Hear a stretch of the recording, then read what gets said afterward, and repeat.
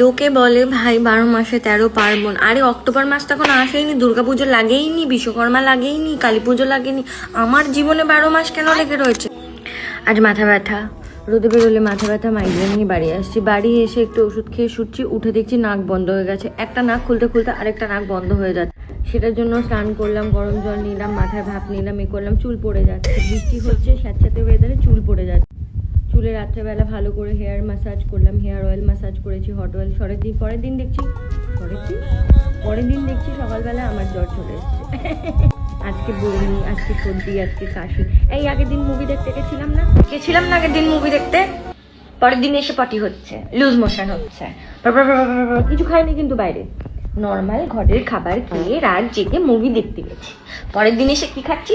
ভেন্ডি সেদ্ধ আর ভাত। কি মানে আছে এরকম জীবনের? ঠাকুর কি এটা আমাকে বোঝাতে চাই যে তোমার দিন শেষ, এবার তোমাকে ওঠানো হচ্ছে একটু একটু করে? আমাকে একবার উঠিয়ে নাও প্লিজ।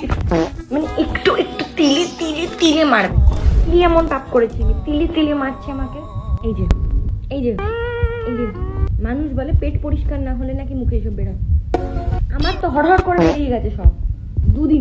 দুদিনেও না, একদিন, এক রাতের মধ্যে আমি শুধু বাথরুমে যাচ্ছি, ঘরে আসছি। এবার বাথরুমে গিয়ে ঘরেও আসতে পারছি না, এত মাথা ঘোরাচ্ছে।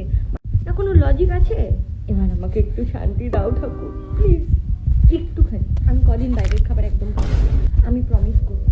চেহারাটা দেখো, ফ্যানের নিচে বসে ঘামছি, যেই ছাদে যাচ্ছি একটুখানি হাওয়া খাবো, বাতাস, এমন হাওয়া আসছে, আমার হাঁচি দিতে আমি ঘরে চলে যাচ্ছি। ও এক্সট্রা ওয়েট হয়ে যাতে আমার থাইরয়েড না হয়ে যায়, যাতে আমি ওভার ওয়েট না হয়ে যাই, তাই জন্য আমি জিম যাওয়া আবার শুরু করেছি। কিন্তু জিমে যাচ্ছি, চুল বাঁধার জন্য হাতটা উঠছে না। এই যে বাইসেপ মেরেছি, ট্রাইসেপ মেরেছি, জীবনে কি আর কিছু নেই? ব্যথা, যন্ত্রণা, কোথাও যদি কিছু না হচ্ছে, পক করে পিরিয়ডসটা চলে আসছে। হ্যাঁ, আগে পিরিয়ড আমার টক্সিক সেই সব বন্ধু বান্ধবের মতন হুটহাট না বলে জীবনে এন্ট্রি নিচ্ছে, তাদের ছাড়াও আমার চলবে, ঠিক সেই সময় পিরিয়ডসটা চলে আসছে। ওরে ব্যথা, সেই নিয়ে আরো থাকতে পারছি না। এদিকে জ্বর, এদিকে বমি করছি, এদিকে লুজ মোশন হচ্ছে, এদিকে কিছু খেতে পারছি না, এদিকে আমার নিচ থেকে